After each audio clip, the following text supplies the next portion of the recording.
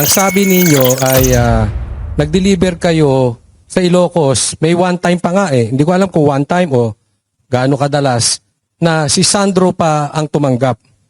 Nandoon siya. Tama po ba? At meron ba kayong picture with Sandro? Yung nag-deliver po, meron sila. Nasabi nyo kanina na merong nag-aatid kayo ng pera, especially si Sir. Sa mga government officials, pwede ba natin sabihin kung kanino kayo madalas na mag-deliver? At kung ito ay tuwing meeting lang ba o regular? Yan. Nakaschedule ba? O ito, sa araw na to, magdi-deliver tayo kay... Linggo-linggo. Oh, Ibig sabihin, linggo-linggo. Linggo-linggo. Magdi-deliver tayo kay Junel. Magdi-deliver tayo... So, ano ba ang format ninyo? Government official, ha? O pag inutusan lang kayo, dun lang kayo nagdi-deliver? Ayan. Sige nga po, meron pong gusto Kahit sumagot. sino po. Simula nang umupo si boss ng chairman ng APRO, yung routine ng pagdi-deliver, yung regular, kay dating Speaker Romualdez. So, sa 42, umpisa yan 2022, September, sa 42 hanggang December 2023. Ngayon, hindi ko alam kung bakit nalipat. Nalipat siya sa 14 Nara Street, South Forbes. Doon na po yung sunod na imbakan. Yun pong regular na duty. Pag-deliver namin sa kay dating speaker. Speaker Romualdez. Meron pa pong iba? Na Yung regular, personalidad? doon muna tayo sa regular. At saka yung madalas yung pinagde-deliveran. Siguro sundutan ko na rin, Banat Bay. Kay Speaker, simula 2022, tama ba? Regular po ito. Ngayon, kay Presidente naman, Kailan nagsimula regular yan? ba to? Kailan nagsimula? Sino po ba dito nag-deliver sa Ilocos? Wala dito. Wala dito. Okay. Pero alam niyo po ba kung kailan din gaano kadalas ang pag-deliver doon at Kailan ilang nagsimula? beses at kailan nagsimula? Hindi po namin direct na nagde-deliver kay BBM. Kasi po ang alam namin, dun sa kay speaker, siya na po Okay. partida ni BBM.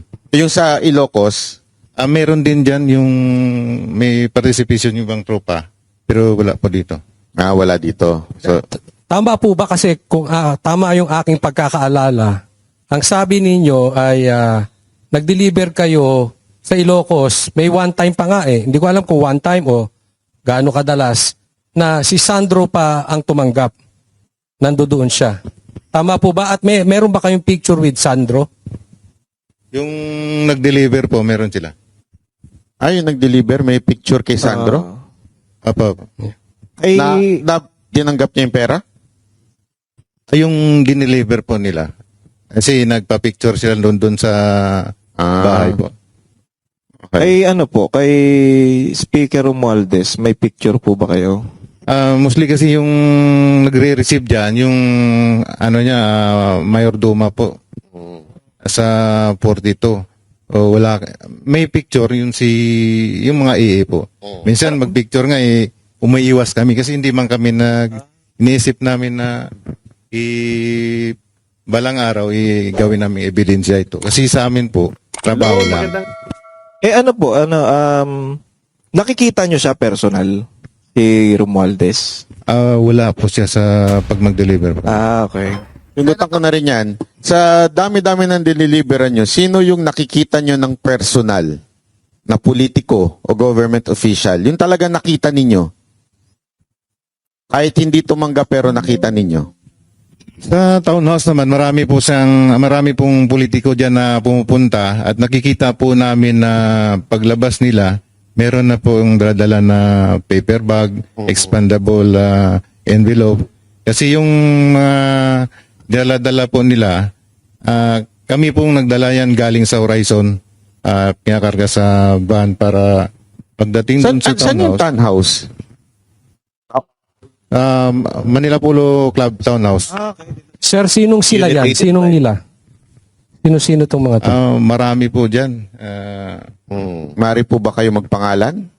Nang naalala ninyo? Sa akin nakita ko dalawang beses si Senator, si Kong De Lima po. Dalawang beses ko siya nakita. Oo. Yung iba po, May bit-bit ba siyang expandable na, no? Meron po, meron. Ayun. Meron siyang bit-bit mismo. Siya mismo yung bumit-bit. Boss, linawin lang natin kasi ito nakikita natin sa social media, itinanggi ni De Lima. So gusto namin marinig sa inyo mismo na si Congressman De Lima ay nakita nyo na may bit-bit-bit-bit. Opo, sir. Ayun, malinaw. Kasi pa ata siya congressman. Oo, No. hindi pa. Pero anong nararamdaman ninyo? Sigurado naman napapanood nyo yung news, di ba? Ano yung nararamdaman ninyo na, eto nakita ko to diniliberan pero deny ng deny ngayon. Anong nararamdaman ninyo? Sir, yung mic. Naiinis, sir. Nainis? Kasi parang kami pa yung lumalabas na mali. At sinungaling. Mukha nga inisis. Oo. Sino pa? Kasi hindi naman po namin sasabihin yun kung halimbawa ko lang po, sir, no? Ordinaryong mamamayan lang po ako. Paano ko po malaman yung bahay niya kung hindi ako napunta doon? yun. Makes sense. Tama. Oo. Ito pa, boss. Di po ba, sir? Sino pa po? Ano yung nararamdaman nyo tuwing napapanood nyo sa TV? Itong taon to, deny ng deny, dinimanda pa yung abogado namin, talaga namang tumanggap siya. Sir, isa lang masasabi ko, don't shoot the messenger. Yun. Ayun. magaling. Ito, diretsuin ko na yung tanong siguro. Diretsuin ko na. Si Senator Soto, meron bang nakapag-deliver kay dito? Ako na, sir, magano na. Kasi minsan ginawa niyang Itbulaga eh. Ang timeline, sir, nung ako yung dyan, yung team advance. Ikaw. So, nauna kami sa area sa Baclaran, sa building, sa opisina yata dyan, sir, sa Baclaran. Ngayon, pagdating nila ni boss, ako nag-guide dun sa baba, kasi sa baba may daan dun, sir, eh. May elevator paakyat. So, pag dating nila, ginaid ko, tapos, bumaba na sila ni boss, umakyat sa elevator, tapos yung ibang tropa, bumaba din, dadala rin ibang malita. Ako, yung dalawang malita mismo, dadala ko. Tapos, tinulak ko para makasabay sa kay boss, paakyat yung dalawang malita. Sandali, sino itong boss? Si Saldico? Sino yung boss? Si boss Saldico po. So, kasama si Saldico na nag-deliver kay Soto? Opo. May nagsalubong lang na Elevator. sa elevator. Tapos kasabay niya, paakyat. Tapos yung malita, kasabay rin po. So, anong tumanggap? Sino tumanggap pagdating sa taas? Kasi hindi na kami umakyat nun sa taas. So yung mga boss na lang ang nag-usap. Opo, kasi building po ni Senator Soto po yun. So, pero, Okay. Building ni ito pong building na ito confirmed kay Senator Soto. Opo, kasi may, nakalimutan ko pero may pangalan doon sa taas eh. Baka tanggalin na nila yun.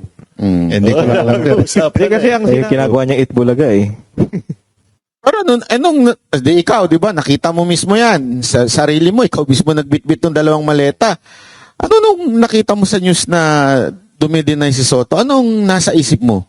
Sa isip ko parang natatawa lang ako sa sinasabi niya na baka hanapin ng misis niya yung malita na yon.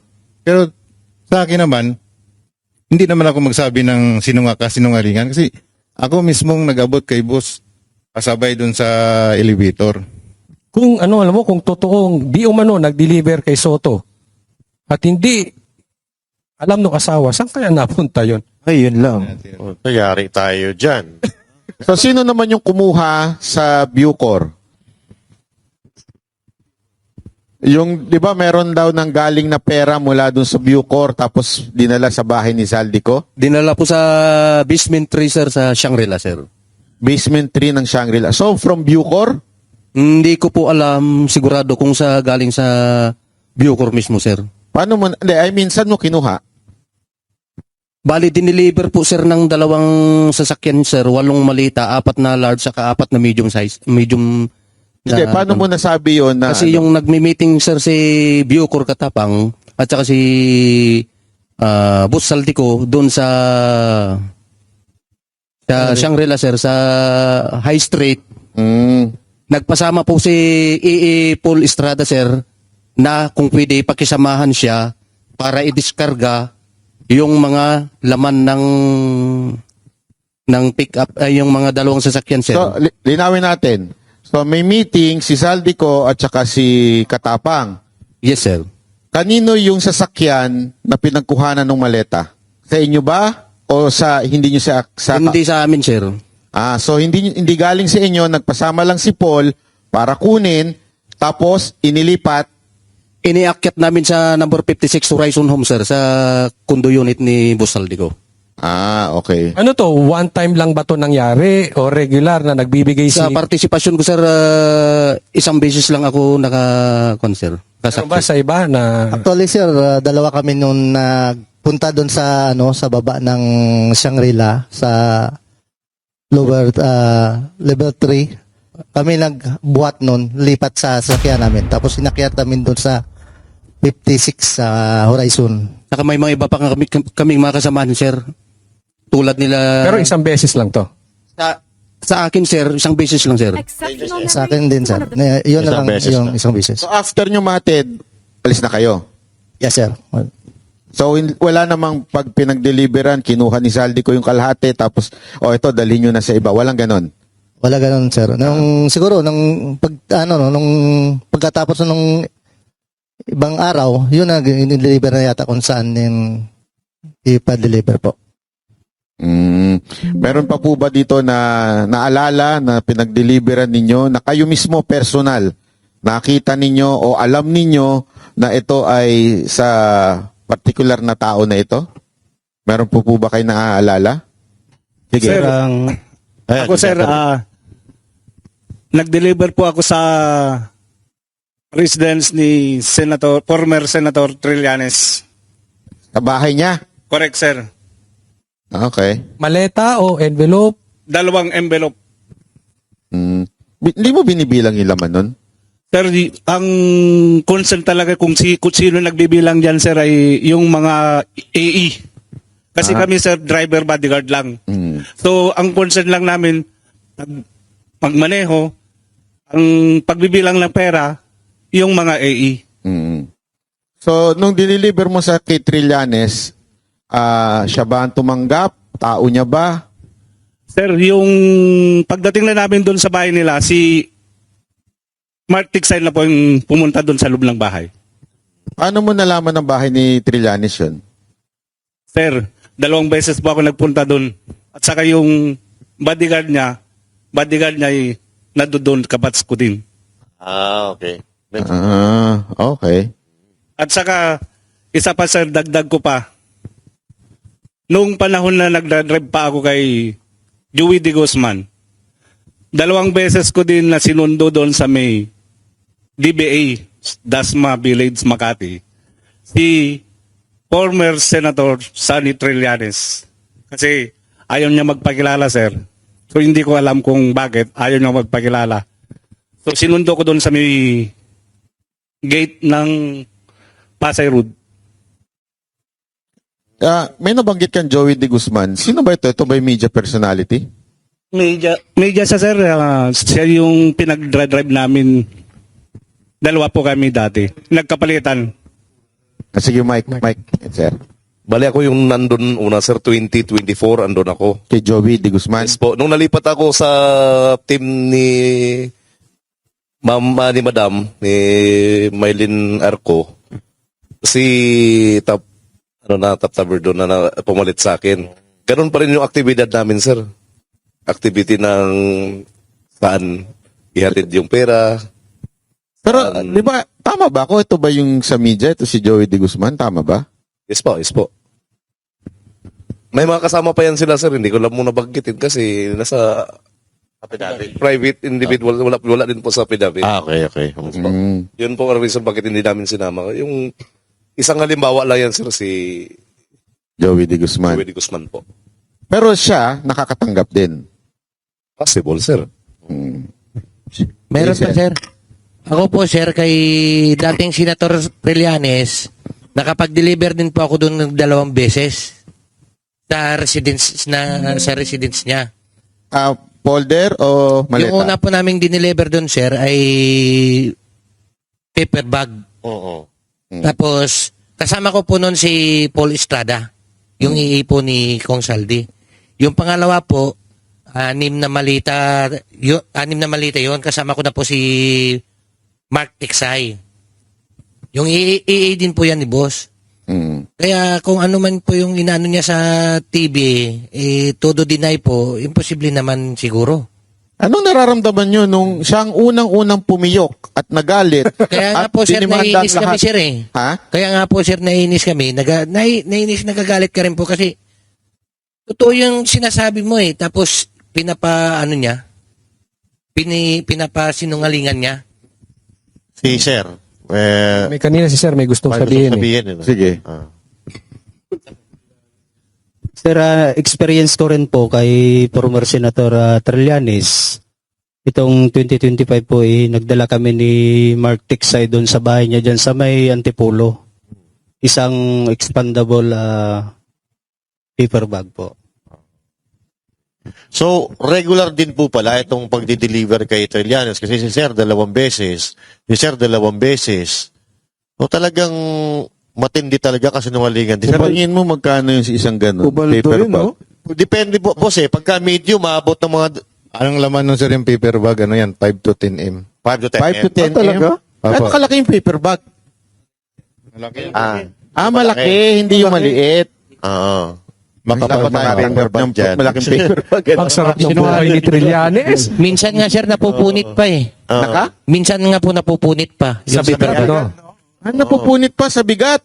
Aba, malupit pala talaga ito si Trillanes Sinungaling po talaga yan si Trillanes eh. Bakit po? Paano po hindi sinungaling? Kasama ko po sa Magdalo. Biro mo nung tinanong siya ni Ma'am Jessica Soho na bumaliktad daw ako. Nung time po na yun sa Oakwood, pinababa po kami ng junior officer niya. Marami po kami pinababa nun. Tapos sinabi niya po na bumaliktad daw kami. Nakulong po ako ng 2 taon. Nalagasan po ako ng 2 rangko, 3 rangko na pinaghirapan ko pong spot promotion sa Mindanao yun. Kasi naniwala kami sa kanya. Naghirap po yung pamilya ko nun. Kaya wag niyang sabihin na bumaliktad ako. Napakasinungaling niya talaga.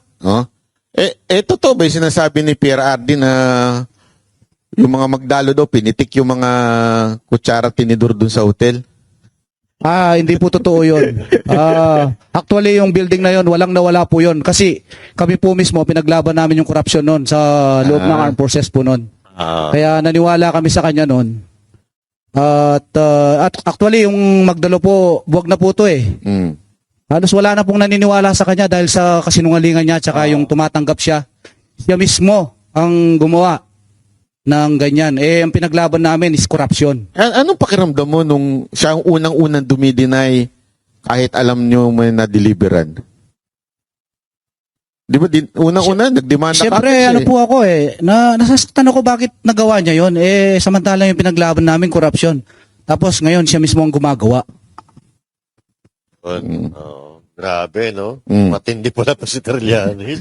Matindi pala to si Trillanes. Si Sir, di ba, may nasabi, nagsalita na ba? Sige.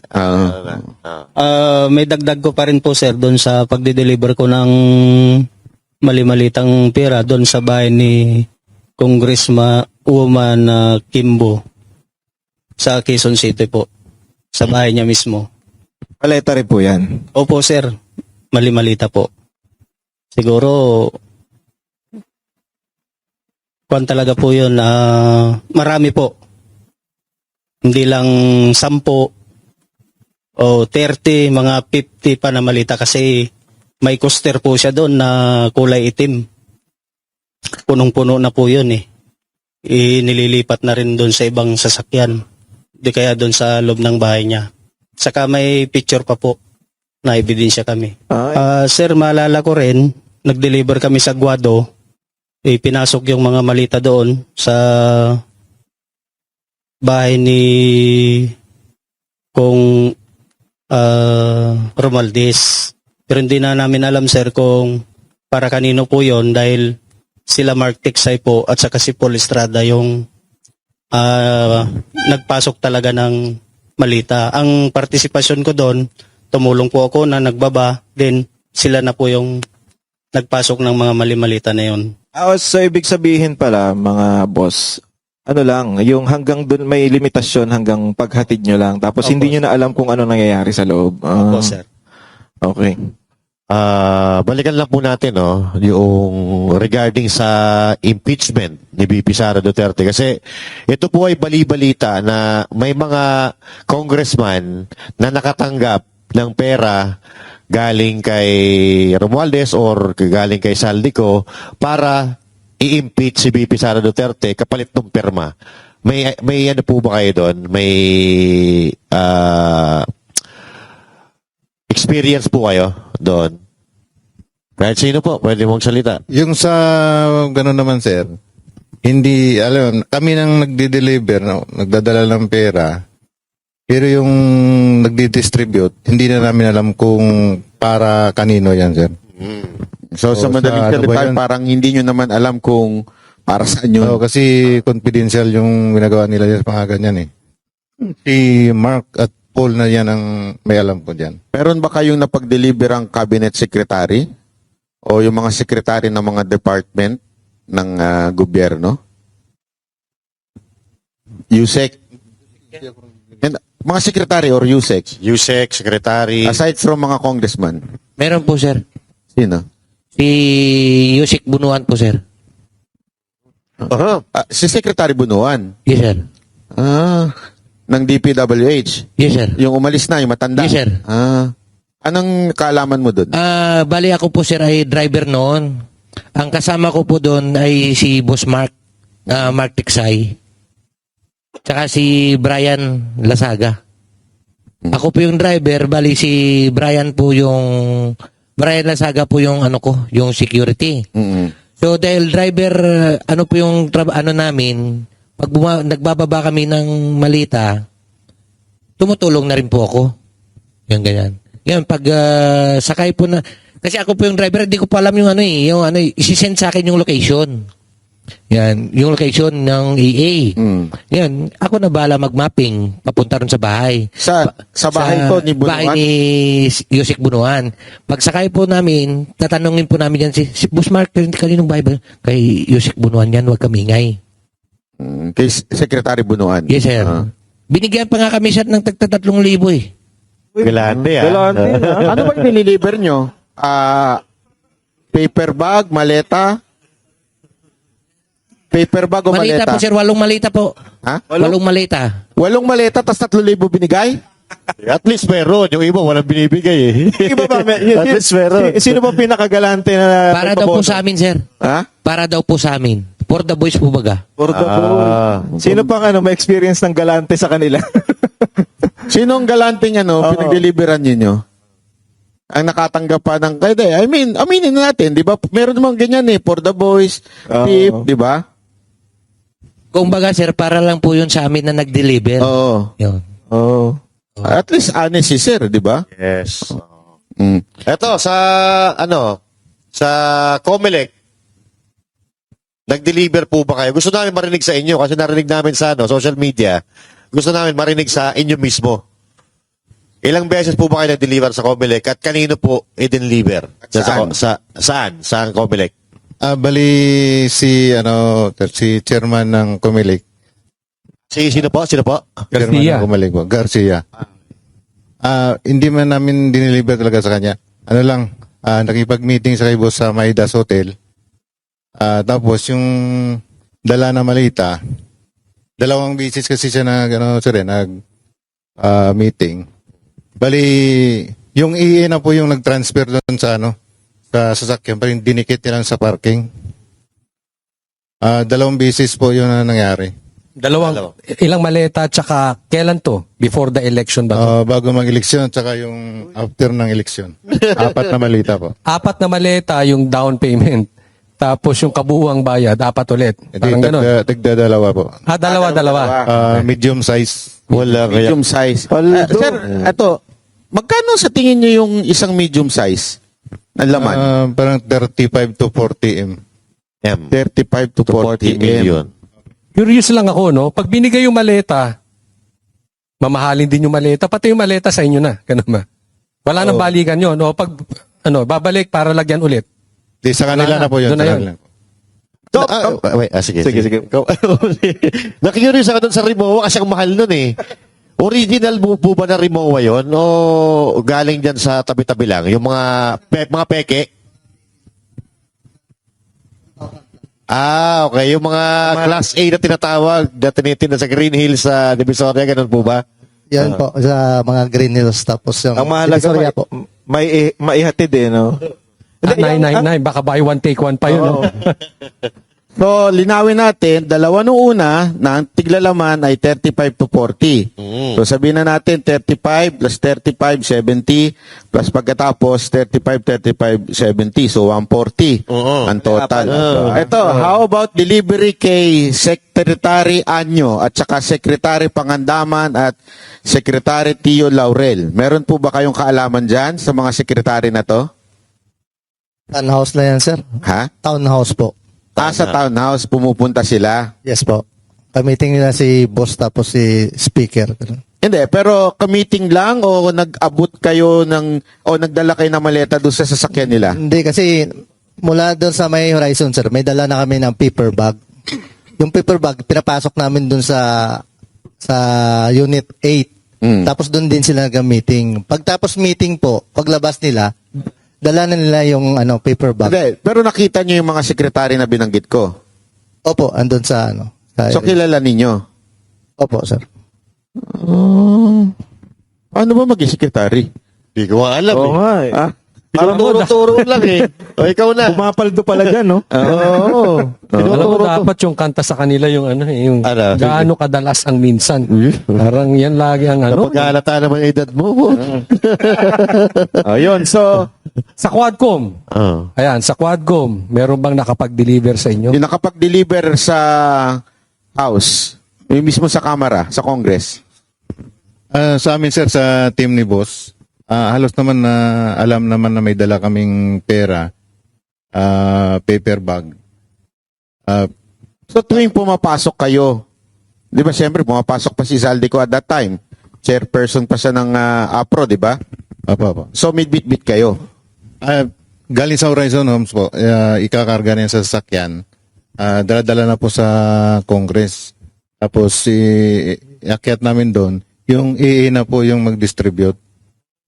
Ano to, maleta o paper bag? Yun po. Paper bag. So pinapasok nyo, saan nyo pinapasok sa Congress?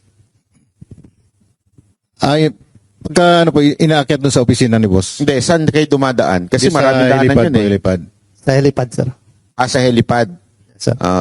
Doon Tapos may CCTV doon. Meron, sir.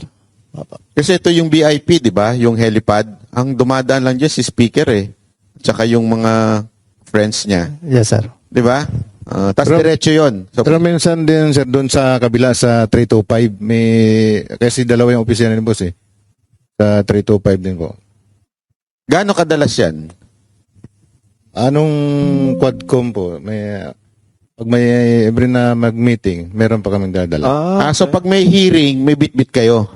Opo. Hindi nyo lang alam kung saan na napupunta. Pagka labas ba ninyo, bit-bit nyo pa rin yun? Hindi na po. Alam ko sa mga member po ng Quadcom po ibibigay. Teka muna, tanungin natin to Quadcom, no? Kasi gusto natin to eh. Parang mainit ka sa Quadcom. Hindi naman. Hindi, tuwing may meeting ang Quadcom o may hearing, ilang maleta, lahat ba sila o panggrupo yung ibinibigay ninyo? Maleta ba? Folder? Paper bag po, individual naman pagbigay sa kanila. Yung iba na hindi na bibigyan sa townhouse na po. So yung pinapasok ninyong paper bag, 4 million ba o mga 2 million lang? Ano po yung laman minimum po 5 to 10 M po. Magkano? 5 to 10 M. Ang isang envelope. Hindi, isang Paper bag. Isang paper bag. Yung expendable envelope, bali 2 M lang yung laman po nun. Kunwari, ako, Gaano kadami yun? Yung paper bag? Marami naman po. Marami. Kaya pala sipag nila hearing. Hindi araw-araw ang hearing. Pumapaldo pala. Oo nga eh. Eto. How about Senador Escudero, Ligarda, Erwin Tulfo, at gaano kadalas? Doon po sa kay Senator Ligarda po doon sa bahay niya. Sa Batangas. Forbes. Dito. Sa Forbes. Opo. Kasama po mismo si Kong Saldi noon, sir. Ano to? Senador siya o congresswoman pa noong time na to? 2024 po yun, sir. 2024. Senador na. Senador na. Opo. Pag meeting niya doon, si boss, pagpasok nung libo ni boss, binaba namin yung 2 malita. Ilang beses po yun? Gano'ng kadalas? O isang beses lang? Para sa akin po, sir, isang beses lang po, sir. Andali, 2 maleta? Yes, sir. Obama. Medium yan, sir? Medium, sir. Medium? Sabihin na natin, medium. Medium to, large. 35, 70. Medium po, sir. 70? 999. Bakit hindi, eto, nagtataka lang ako, bakit laging medium, hindi large? Mabigat. Mga 3 tao, sir, kung alanganin ka magbuhat. Hello, magandang araw sa inyong lahat. Thank God it's Friday. Naku, ako po pagkatapos ng Spokes Hour, magsisimula na aking Friday. Pupunta na ako doon sa bahay ni Ben Ripoll, yung talagang namumuno ng DDS Europe. No? At doon kami magsisimula ng aming Friday. Siyempre, marami muna kaming pag-uusapan dahil nga dito sa parating na birthday ni Tatay Digong kung saan inaasahan natin na hindi bababa ng mga 600 na mga DDS loyalists ang pupunta sa The Hague, no? At magpupulong-pulong sa Lan Van Regan para gunitain at batiin ang happy birthday si Tatay Digong. No? So, Kuya Ben, alam po nanonood ka, parating na ako dyan matapos itong aking Spokes Hour. Well, ngayon, marami nagtataka. Ba't ngayon lang magsasalita si Spokes Harry tungkol dito sa sufficient info in form and substance daw ang impeachment complaint laban kay Inday Sara Duterte? Well, ngayon ko lang po yan tatalakayin kasi nagsalita yung isang mambabatas na nagsabi na unang-una kinakailangan daw ilipat itong madriagang kidnapper, pinaghinalaang kidnapper na pinakulong ko dahil nga sa dahil sa kaso na 2 counts of kidnapping for ransom, dapat daw ilipat sa Kongreso. Ibig sabihin, dapat bigyan ng special treatment itong si Madriaga dahil siya nga ay testigo laban kay Inday Sara Duterte na alam naman natin na puro kasinungalingan ang sasabihin ni Madriaga. At kahapon nga ang sabi ko, siguro yung perjury case ay magiging hadlang sa kanyang paggamit sa basihan ng sinasabi ni Madriaga as a ground for impeachment kasi nga kung mapapatunayan ng Inday Sara na nagsinungaling itong si Madriaga, hindi dapat tanggapin ang kanyang testimonya na kahit anong tribunal kasama na ang impeachment court. No? So, tignan natin kung anong magiging desisyon ng hukuman dyan dahil sigurado ko hindi naman sila papayag na uupo na lang si Inday Sara at hahayaan na umupo sa Kongreso at magsinungaling itong si Madriaga. Pero kahapon ata may isang kongresista na nagsabi na kailangan ilipat daw sa Kongreso si Madriaga. Ayan na, special treatment. Di ba nung unang nang lumabas yan si Madriaga at hindi pa kinukuha ng Kongreso at ng mga kalaban ni Inday Sara bilang testigo, sinabi ko na, ay nako, ang kapalit ng pagsisinungaling ni Madriaga ay yung pagtetistigo laban kay Inday Sara Duterte at kasama sa usapan yan, unang-una, yung paglipat siguro sa kanya, no? Dahil nga paglipat sa hindi sa kulungan ng Manila City Jail dyan sa Bikutan, no? At ilalagay sa special detention facility at mukhang gusto na nga niyang pumunta doon sa special detention facility na nasa loob ng Kongreso. No? Sa akin po, hindi makatarungan yan dahil una-una, pabuya po yan sa kanyang pagsisinungaling. Kasi hindi pa naman napapatunayan ang katotohanan na sinasabi niya. In fact, hanggang hindi na di-dismiss ang kaso ni Inday Sara Duterte for perjury, dapat maingat ang Kongreso dahil hindi naman magdidemanda ng perjury ang Vice President at pangalawang pinakamataas opisyalis ng bayan kung talagang hindi siya sigurado na nagsisinungaling si Madriaga. Sinong dapat paniwalaan? Ang salita ng Vice President o ang salita ng isang akusado sa double counts of kidnapping with ransom na minsan nahatulan na ng kamatayan. Nahatulan na yan ng kamatayan sa isang kidnapping charge din. Laban din sa isa lang Chinong biktima. At pangalawa, itong pinaka-importante, kaya nga tinatanong ko, talaga bang sufficient in substance yung reklamo laban kay VP Sara? Sabi nitong kongresistang ito, kinakailangan ang AMLAC daw at ang Anti-Money Laundering Council at saka ang mga bangko ay kinakailangan isumiti raw sa Kongreso ang mga bank deposits at mga bank transactions ni VP Sara. kung talagang sigurado sila na sufficient of substance, na talagang nagkaroon ng ill-gotten wealth si Inday Sara Duterte at talagang siya ay nagkaroon ng pagtaas sa kanyang statement of asset of liabilities and net worth na hindi suportado ng income niya at ng income ng kanyang asawa, bakit kinakailangan pa nila ngayon pa lang kukuha ng ebidensya doon sa Anti-Money Laundering Council? Nakita nyo? Ang charge ay graft and corruption. Pero bakit ngayon pa lang sila kukuha ng ebidensya laban kay Inday Sara Duterte? Hindi ba malinaw na yung impeachment na yan ay hindi sufficient in substance? Kasi kung sufficient in substance yan, dapat pasok ng ebidensya, pinakita ng ebidensya sa mga miyembro ng komite. Dahil ang inaantay na lang ngayon ay ang kasagutan nga ni Inday Sara Duterte. Kung ikaw naman si Inday Sara, anong sasagutin mo? Puro paratang lang naman yan. Wala naman kahit anong ebidensya. Samantalang, malinaw sa rules po ng Kamara, at ako na may bihasa dyan sa impeachment na yan, 3 beses ako nagkain ng impeachment complaint dati, no? Labang kay GMA. Kinakailangan lahat ng ebidensya mo, isinusumitin mo na. Nang sa ganon, on the basis of all the evidence submitted, dyan po pagpapasyahan ng komite kung sufficient in substance. Kung ngayon pa lang sila kukuha ng ebidensya, at ito nga yung ang hinihingi ay ang statement of assets and liabilities of net worth ni Inday Sara, no? At saka mga bank records. Ibig sabihin, wala pa silang kahit anong ebidensya na merong ill-gotten wealth nga si Inday Sara Duterte. Ang ibig sabihin, wala talagang sufficiency in substance kasi ngayon pa lang sila nagkukumahog at kumuha ng ebidensya. O di ba nauna nga ang pagsasampa ng impeachment complaint bago una-una lumutang itong Madriaga. Itong Madriaga naman ito, bago lang ito, no? Bagong luma. Kasi nga, nung preliminary investigation pa lamang ni Madriaga for kidnapping for 2 counts, talagang sinasabi na niya na, wow, tao ko ni BP Sara, buti na lang, ako ang private prosecutor at alam ko ang katotohanan. Siguro naman, bagaman hindi ko sinasabi na napakalapit namin Inday Sara Duterte, I know her well enough na hindi siya makikipag-ugnayan sa tao na gaya ni Madriaga, sa tao na mayroong pinaghihinala ang private army at na-raid nga at 100 plus na high-powered arms ang na-recover sa kanyang farm dyan sa Rizal. O bakit naman magkakaroon ng kahit anong ugnayan ng gaya ni Inday Sara sa gaya niya? No? Pangalawa, ito nga po, no? Lumalabas na hindi naman magtitistigo itong si Madriaga kung walang kapalit. Ang kapalit niyan ay unang-una, ililipat siya ng kulungan. Pangalawa, nais siya siguro talagang ma-dismiss yung kaso laban sa kanya. Pero mabuting balita, mukha naman pong ang mga biktima naninindigan. Sinarado na lang nila ang kanilang negosyo dahil iniipit ang negosyo nila para nga siguro iatras ang kaso laban kay Madriaga kesa iatras nila ang demanda. Bakit? Kasi alam nila kapag inatras nila ang demanda at mapalaya uli ang si Madriaga, lalong lalakas ang loob at hindi sila tatantanan. Ang kwento kasi niyan, talagang at some point in time, naging security nila itong grupo ni Madriaga. Malay ba nila na magiging bantay sa lakay ang magiging karanasan nila dyan kay Madriaga? No? At yun nga ang nangyari.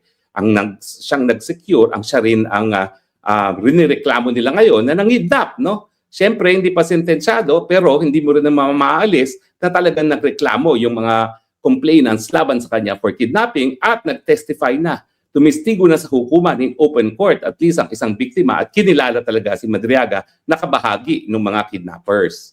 So makikita natin na unang-una, itong ebidensya nila na Madriaga, kailan lang yan lumantad.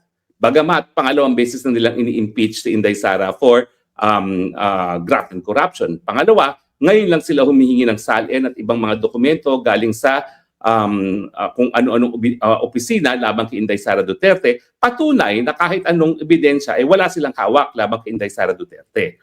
Anong conclusion natin? Talagang itong supposedly sufficient informant substance sa impeachment complaint laban kay Inday Sara Duterte ay fishing expedition.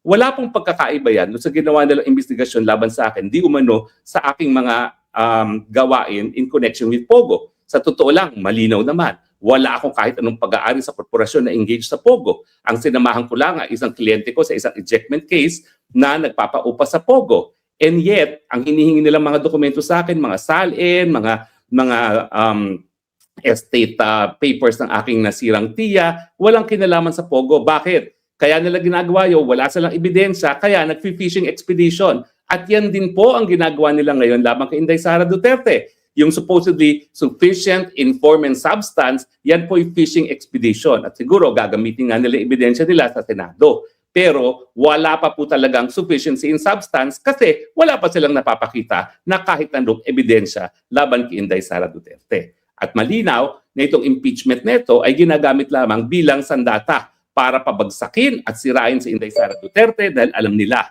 na hanggang ngayon walang kahit sino sa Marcos camp o sa kampo ng mga Dilawan na natatakbo sa 2028 na makakatalo kay Inday Sara Duterte.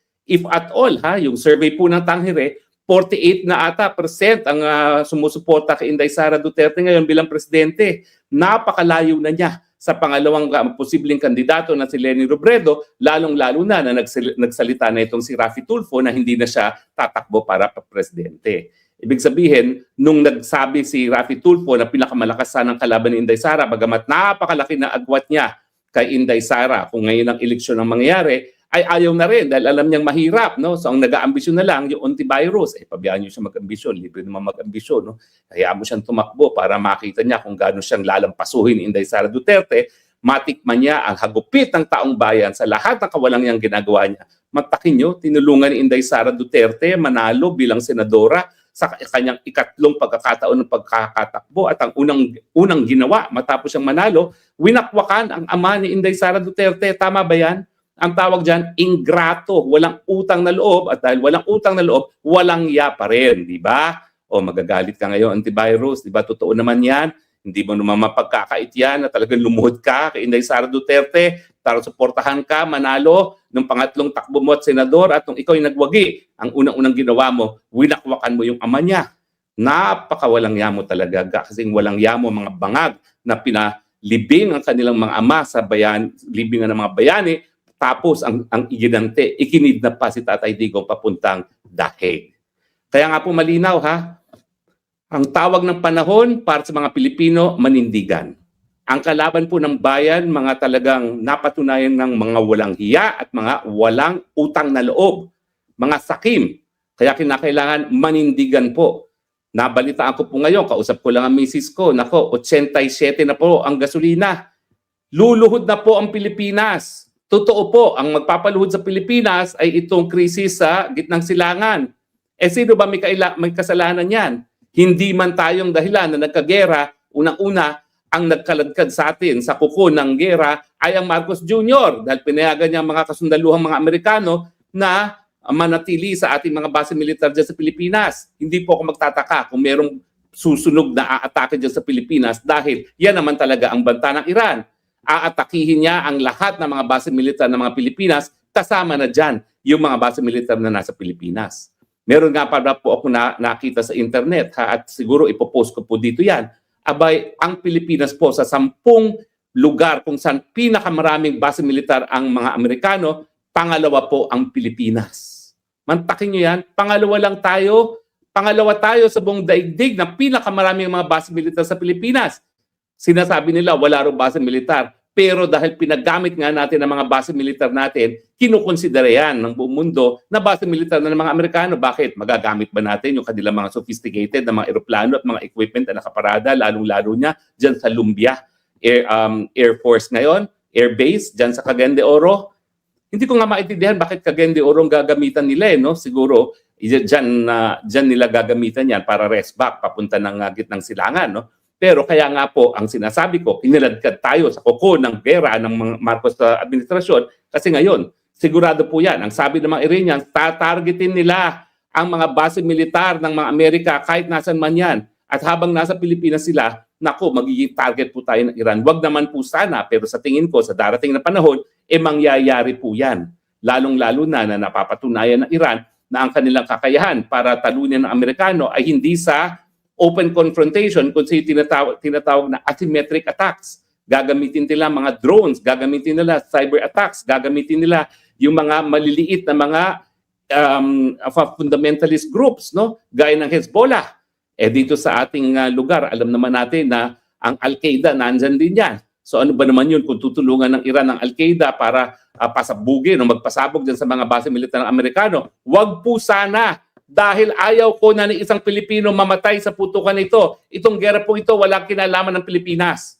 Ang sinasabi ko lang po, dahil pinagamit nga natin ang mga teritoryo natin, yan po, baka tayo matarget ng Iran. At yan naman po sinasabi ng Iran. Tatargeting nila ang lahat ng base militar ng mga Amerikano. At nandyan po sila ngayon. For some reason, nagkumpul-kumpulan po sila ngayon sa Lumbia. Hindi ko po alam kung ano talaga ang plano nilang gawin dyan sa Cagayan de Oro. Pero kung ano man yan, I'm sure alam yan ng mga Iranians na dumadami mga kasundaluhan dyan sa Cagayan de Oro. Kaya kawawa naman yung mga taga Cagayan de Oro kung tatargetin sila ng Iran, no? At ang tanging pamamaraan para maiwasan yan, wag nating payagan na gamitin ang teritoryo natin ng mga Amerikano. At yan po ay naging desisyon na unang-una ng Spain. Di ba? Kaya galit na galit si Trump dahil sabi ng Spain, ng Prime Minister ng Spain, hindi namin pagagamit ang aming teritoryo para sa kahit anong paglunsad ng atake laban sa Iran. Ang pangalawang nagsabi pa niyan, UAE. Dahil ang UAE, ayaw na nga nilang targeting sila. At nangangako naman ng Iran na hindi tatargetin ang kanilang mga kapwa-Muslim na kapitbahay, wag lang paggamit ang teritoryo, no, sa mga Amerikano. Kaya nagsabi na rin ng UAE, wag niyong gamitin ang aming teritoryo. So dapat ang Pilipinas, ganyan din ang gawin. Sabihin na talaga, umalis na kayo sa aming mga base militar dahil ayaw naming matarget ang mga inosenteng Pilipino sa isang giyera na wala namang kaming kinalaman. Pasensya na po kayo. Ang ating pinag-uusapan, yung kawalan ng substansya, kawalan ng ebidensya sa impeachment complaint laban kay VP Sara at ang patunay niyan, ngayon pa lang nila hinihingi ang SALN at iba pang mga bank documents sa Anti-Money Laundering Council laban kay Inday Sara Duterte. Kung totoong meron ng substansya o substance ang reklamo sa kanya, dapat kompleto ng ebidensya at hindi na sila kumakalap ng ebidensya ngayon. Kung totoong malakas ang kanilang ebidensya laban kay Inday Sara Duterte, dapat hindi na silang nagbibigay ng special treatment sa mga akusado sa kidnapping gaya ni Ramil Madriaga. Pero dahil ginagawa nila pareho yan, ang pangako na bibigyan ng special treatment si Ramil Madriaga, baka nga paatrasin ang nagrereklamo sa kanya o di naman kaya bigyan ng pardon ng presidente kung siya'y makonvict. Anong klaseng testimonya yan? Testimonya na kapalit ng kalayaan, bagamat sabi ng mga biktima, talagang sila naging biktima ng kidnapping sa kamay ni Ramil Madriaga. Nakakalungkot po kasi parang nabaliwala ang katarungan para sa mga biktima kapalit ng politika dahil ginagamit lamang si Ramil Madriaga para sirain nga si VP Sara. At kaya naman po, ang aking mensahe, talaga kinakailangan iparinig niyo ang boses niyo. Tama na, sobra na yung kanyang kabangagan ang dahilan kung bakit pumapayag siya na gamitin ng mga dayuhan ng ating mga teritoryo para sa mga gera na wala naman tayong kinalaman at wala tayong benepisyong makukuha. Tayo nga po ang talagang magdurusa pag naggera kasi tignan nyo ngayon, halos 90 na ang presyo ng gasolina ngayon. Yan ba ay sang-ayon sa interes ng Pilipino na magkagera sa gitnang silangan? Pangalawa, naku, mahigit 2 milyong mga Pilipino doon ang pupwedeng mamatay at pupwedeng mawalan ng trabaho dahil dito sa gerang ito. Bakit tayo na magkukontribute para sa pagpatulog ng gera na yan? At pangatlo, siyempre po, ayaw natin na matarget ang kahit anong teritoryo natin ng Iran dahil wala nga tayong kinalaman sa nagaganap na gera ngayon. Kaya mga kaibigan, kinakailangan iparinig nyo inyong mga boses dahil kung hindi, baka mamaya talaga hindi lang tayo mamatay dahil sa taas ng presyo ng bilihin dahil sa gera nito, baka mamaya pati mga bomba na galing sa Iran ang maging dahilan para mamatay ang mga Pilipino sa gera na wala naman po tayong kinalaman. Maraming salamat po sa inyong patuloy na pagtangkilik at hanggang sa muli, ito po inyong spokes ng bayan nagsasabi. Magandang umaga po sa inyong lahat. Pinasisinungalingan ko po ang sinabi ng abogado ni Ramil Madriaga na itong si Attorney Palad na ako daw po ay naghihinanakit lamang kay Ramil Madriaga dahil tinulungan niya ang ilang mga magsasaka dun sa lupa na di umano ay nagbiktima ako ng mga land grabbing. Well, for the record po napakatagal na pong sinasabi niya Ramil Madriaga na tumutulong siya sa mga magsasaka na biktima ng land grabbing. Hanggang ngayon, napakawalang yamo talaga kasing walang yamo mga bangag na pinalibing ang kanilang mga ama sa libingan ng mga bayani. Tapos ang iginante, ikinidnap pa si Tatay Digong papuntang Daheg. Kaya nga po malinaw ang tawag ng panahon para sa mga Pilipino, manindigan. Ang kalaban po ng bayan, mga talagang napatunayan ng mga walang hiya at mga walang utang na loob, mga sakim. Kaya kinakailangan manindigan po. Nabalitaan ko po ngayon, kausap ko lang ang misis ko, nako, 87 na po ang gasolina. Luluhod na po ang Pilipinas. Totoo po, ang magpapaluhod sa Pilipinas ay itong krisis sa gitnang silangan. Sino ba may kasalanan yan? Hindi man tayong dahilan na nagkagera, unang-una, ang nagkaladkad sa atin sa kuko ng gera ay ang Marcos Jr. dahil pinayagan niya ang mga kasundaluhang mga Amerikano na manatili sa ating mga base militar dyan sa Pilipinas. Hindi po ako magtataka kung merong susunog na aatake dyan sa Pilipinas dahil yan naman talaga ang banta ng Iran. Aatakihin niya ang lahat ng mga base militar ng mga Pilipinas, kasama na dyan yung mga base militar na nasa Pilipinas. Meron nga pa po ako nakita sa internet at siguro ipopost ko po dito yan. Abay, ang Pilipinas po sa 10 lugar kung saan pinakamaraming base militar ang mga Amerikano, pangalawa po ang Pilipinas. Mantakin nyo yan, pangalawa tayo sa buong daigdig na pinakamaraming mga base militar sa Pilipinas.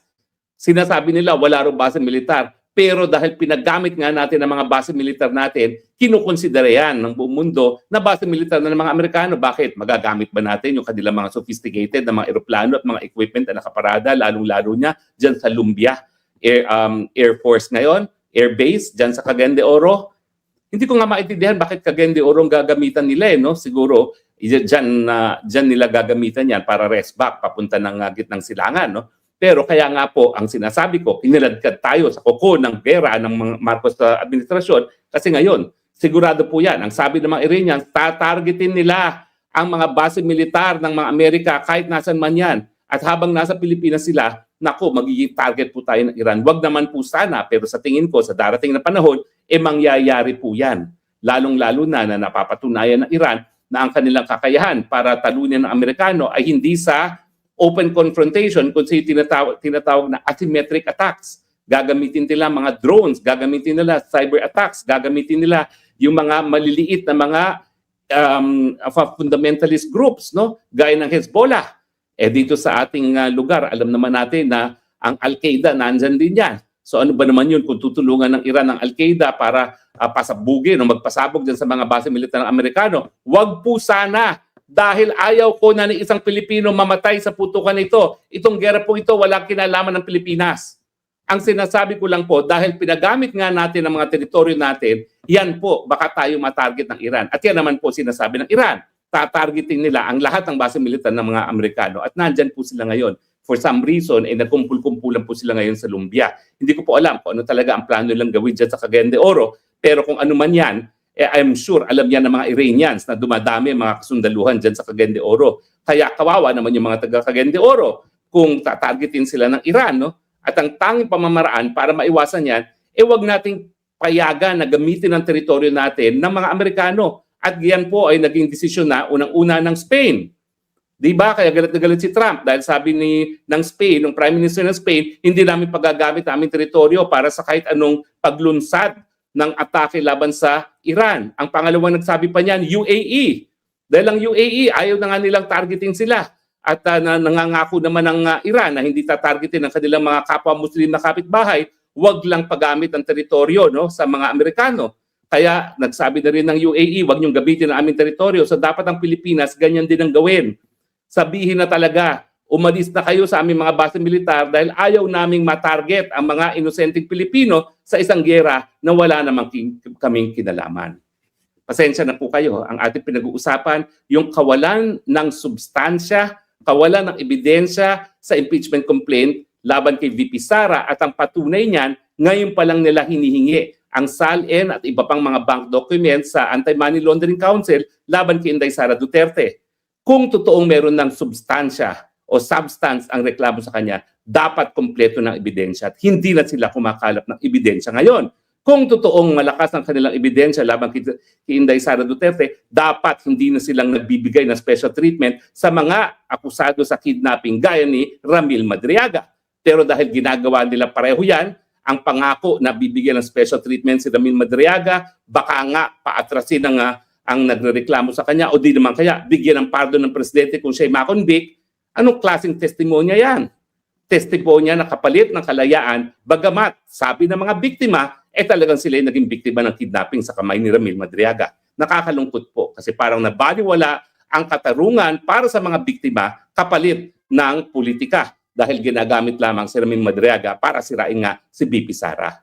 At kaya naman po, ang aking mensahe, talaga kinakailangan iparinig niyo ang boses niyo. Tama na, sobra na yung kanyang kabangagan ang dahilan kung bakit pumapayag siya na gamitin ng mga dayuhan ng ating mga teritoryo para sa mga gera na wala naman tayong kinalaman at wala tayong benepisyong makukuha.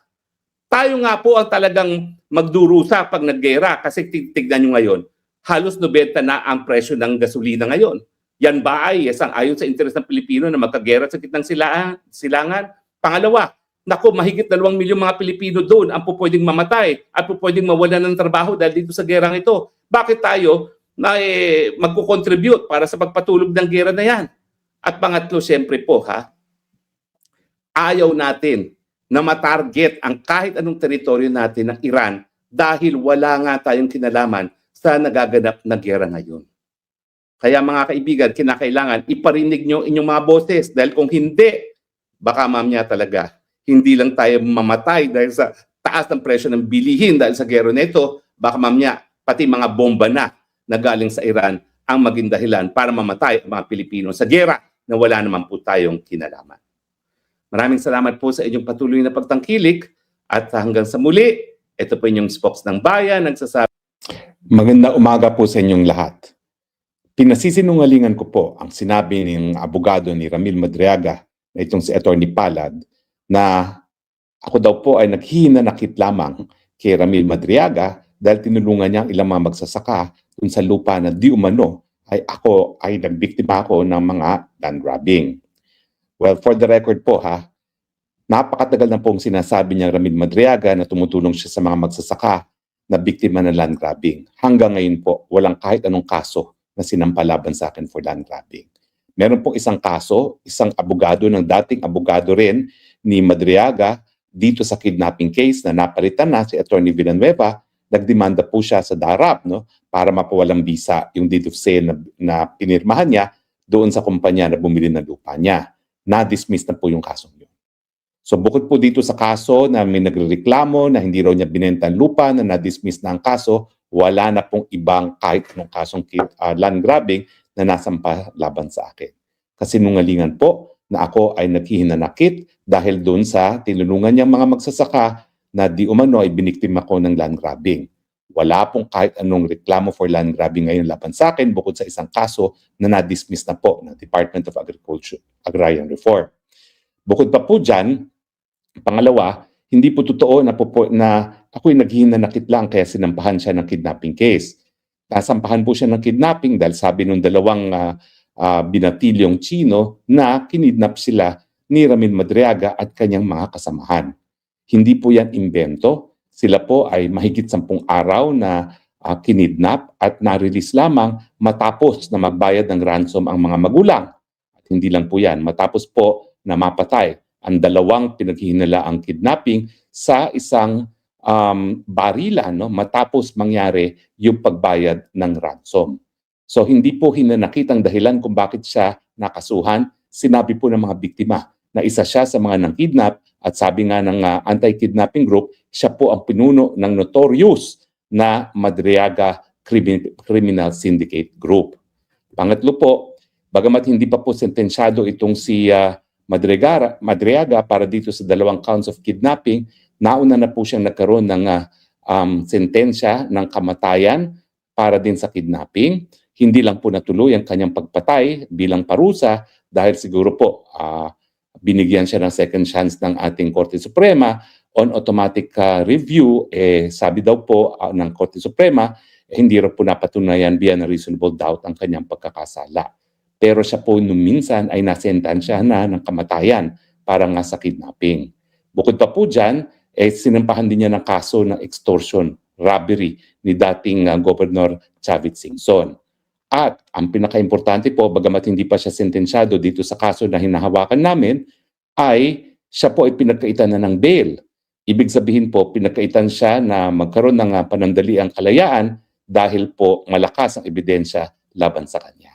Ito po ang nagsasabi na ako'y land grabber. Ito po ang nagsasabi na siya daw po ay bagman ni BP Sara. Siya po ay nakakulong dahil siya po ay akusado sa 2 counts of kidnapping matapos na minsan ay siya ay nasentensyahan na ng kamatayan para po sa kidnapping, for kidnapping din, at siya rin po ay nasampahan na ng kaso for extortion robbery ni dating Governor Chavit Singson. Nakapagtataka nga po kung bakit ginagamit pa ang tao na alam naman natin ay kaduda-duda ang kredibilidad para batuhin ng putik si Vice President at batuhin ng putik ako. Uulitin ko po, kung meron nagrereklamo sa akin for land grabbing, magdemanda po sila. Hindi po pwede na paulit-ulit lang ng mga public statements sa mga abogado ni Madriaga at si Madriaga mismo ang magsasabi na ako pa po ay gumawa ng krimen. Hindi ko na nga alam po sila pinapansin dahil hindi naman kapanipaniwala itong si Madriaga. Pero nakalulungkot po kapag ang mga kapwa-abogado pa magsasabi ng mga ganyang paratang na wala naman pong ebidensya dahil ang trabaho ng mga abogado hindi magparatang sa publiko kundi maghain ng kaso kung meron ng ebidensya. Nasaan ang kahit anong dokumentong napirmahan ko na ako ay nag-land grabbing? Hanggang ngayon po, wala. Wala po yung pagkakaiba doon sa sinasabi nilang kaso ko na syndicated human trafficking na hanggang ngayon po, wala naman po nagrereklamo na nabiktima ko sila ng human trafficking. Nakapagtataka po kung bakit nga ako'y nasampahan ng kaso na walang piyansa na wala naman nagrereklamo laban sa akin. So again po, wag po tayo magpapalinlang. Kinakailangan po ang ebidensya para mapaniwalaan ay kapani-paniwala at dapat nanggagaling din sa mga taong dapat mapaniwalaan. Hindi gaya sa tao na gaya ni Ramil Madriaga.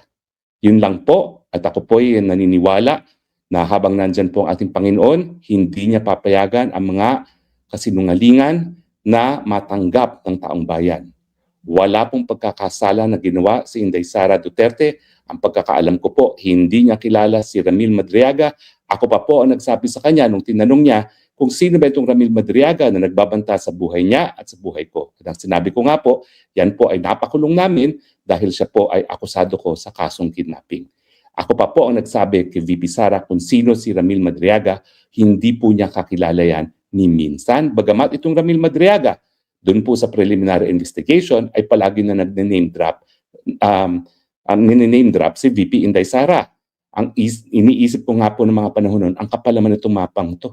Akala niya pati ako na personal na kakilala ni Inday Sara, mabobola niya na siya ay malapit kay Inday Sara Duterte. Siyempre, hindi ko na kinakailangang tanungin si Inday Sara Duterte kung kakilala siya dahil ang tanging prueba lang naman niya ay mga larawan sa panahon na nagkaroon ng oath-taking si VP Sara.